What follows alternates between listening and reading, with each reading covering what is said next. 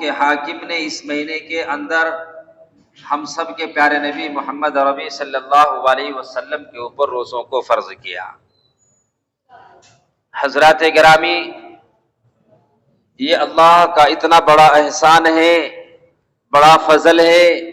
کہ اللہ رب العزت نے ہم سبوں کو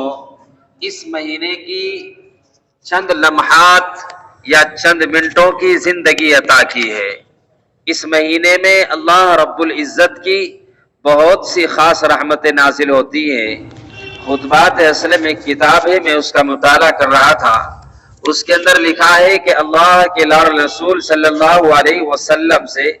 جب کسی کو عشق ہوتا ہے تو وہ اس حد تک پہنچتا ہے، وہ جنون اس حد تک پہنچتا ہے، وہ دیوانگی اس حد تک پہنچتی ہے کہ وہ اللہ کے لاڈ رسول صلی اللہ علیہ وسلم کے اوپر اپنی جانوں کے نذرانے پیش کیا کرتے ہیں۔ ایک جگہ تو لکھا ہے کہ اللہ کے لاڈ رسول صلی اللہ علیہ وسلم کے صحابی کی شادی ہو گئی، پہلی رات ہے اور پہلی رات میں ہی جہاد کا اعلان ہو گیا، مگر چونکہ اللہ کے لاڈ رسول صلی اللہ علیہ وسلم سے عشق جو ہو گیا تھا، دیوانگی جو ہو گئی تھی، ہر چیز کو چھوڑا اور میدان جہاد میں کود پڑے حتیٰ کہ شہید ہو گئے۔ یہ دیوانگی ہے، یہ عشق ہے۔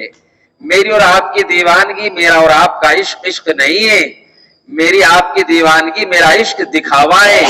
اصل دیوانگی تو صحابہ کرام رضوان اللہ عنہم اجمعین کی تھی۔ حضرات گرامی،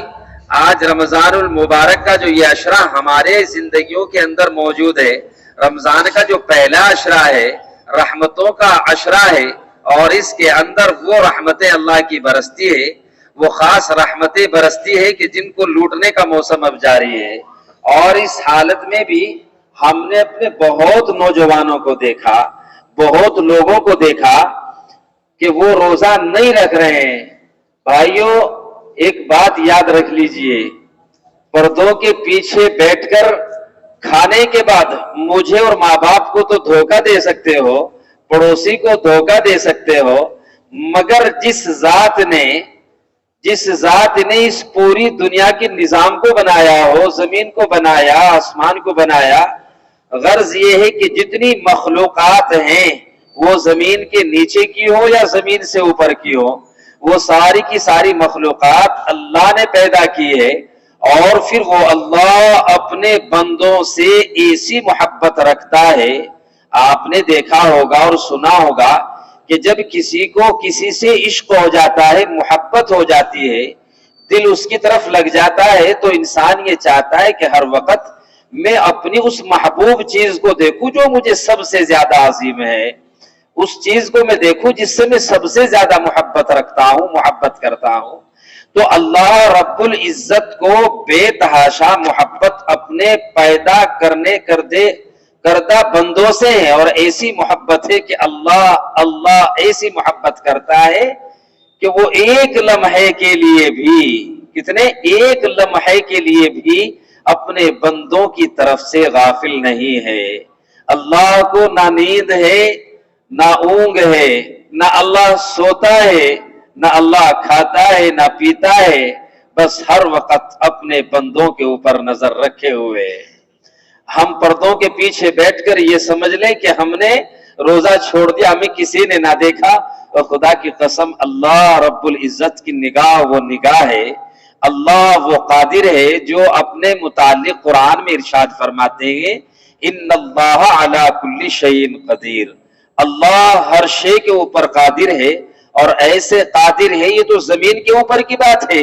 زمین کے نیچے رہنے والی بسنے والی مخلوقات کو رزق اللہ پہنچاتے ہیں، اور ہم یہ سمجھتے ہیں کہ پردوں کے پیچھے بیٹھ کے روزہ چھوڑ کے سکون مل گیا۔ خدا کی قسم، ماں کے پیٹ میں مجھے آپ کو رزق پہنچانے والی ذات کس کی ہے؟ اللہ کی ہے، اور اس اللہ کے فرض کیے ہوئے روزوں کے ساتھ آج حالات یہ ہیں کہ کھلواڑ ہو رہا ہے۔ تراویح کا نمبر ہے تو تراویح میں تب پہنچتے ہیں تب امام صاحب رکوع کرنے لگے، یہ نوجوانوں کا عالم ہے۔ حضرات گرامی، اللہ کے قرآن کے ساتھ مذاق نہ کریں، اللہ کے روزوں کے ساتھ کھلواڑ نہ کریں۔ یاد رکھیے، بہانہ مجھ سے آپ کر سکتے ہیں، میں آپ سے کر سکتا ہوں، مگر جو احکم الحاکمین مجھے اور آپ کو سانسیں عطا کر رہے ہیں، زندگی دے رہے ہیں، ایک لمحے کے لیے وہ مجھ سے آپ سے غافل نہیں ہے، تو پھر ہماری اور آپ کے آج پھر لاپرواہی کے عالم میں سے کیوں ہیں؟ اس لیے میرے بھائیوں یاد رکھیے کہ اللہ رب العزت نے جو یہ متبرک مہینہ عطا کیا ہے، بہت متبرک مہینہ ہے، اس مہینے کے اندر اللہ رب العزت اپنی رحمتیں، اپنی مغفرتیں، آگ سے نجاتی، یہ مان کے چلیے کہ یہ پورا مہینہ میں اگر یوں کہوں کہ ہر روز اللہ رب العزت منادی دیتے ہیں، او مغفرت کے چاہنے والوں لوگ آ جاؤ، تمہاری مغفرت کی جائے گی، مانگو تو صحیح۔ اللہ تو ایسے ہیں، اللہ تو ایسے ہیں، دنیا کا ایک ضابطہ ہے، جو دیتا ہے وہ لیتا ہے۔ آپ اگر مجھے کچھ قرض دے دو گے، کچھ امانت دے دو گے تو آپ مجھ سے لو گے، مگر میرا اللہ ایسا اللہ ہے کہ دینے کے بعد مانگتا نہیں ہے، وہ نہیں مانگتا ہے۔ اس نے زندگی دی، موت کے مالک اللہ ہے، زندگی کے مالک اللہ ہے۔ وَإِن تَعُدُّوا نِعْمَتَ اللَّهِ لَا تُحْصُوهَا، ہزاروں کتنی نعمتیں ایسی ہیں کہ جن کو آج تک ہماری آنکھوں نے نہ دیکھا ہے نہ کانوں نے سنا ہے، بے شمار نعمتیں، ان کو ہم گن نہیں سکتے ہیں۔ اور پھر آپ اس کی ناشکری کریں تو اللہ کے یہاں جب پکڑ ہوگی، میدان محشر قائم ہو، اللہ کا تخت لگا ہوا ہو، اللہ عرش پہ بیٹھے ہوئے ہوں، اور نفسی نفسی کا عالم ہو، اور یہ سورج کی تپش سروں کے اوپر ہو، ہر شخص پسینے میں سرابور ہو، اور حالات یہ ہو کہ اپنے اعمال ناموں کی وجہ سے لوگ ٹخنوں تک، گھٹنوں تک، ناف تک، سینے تک اور ناک تک ڈوبے ہوئے ہوں، اور اس وقت وہ دن 1 سال یا 2 سال کا نہ ہو، 50,000 سال کا وہ دن ہو، اور اللہ اپنے عرش پہ فیصلے سنا رہے ہوں، اور اللہ نے اگر ایک مرتبہ بھی وَامْتَازُوا الْيَوْمَ أَيُّهَا الْمُجْرِمُونَ کہہ دیا،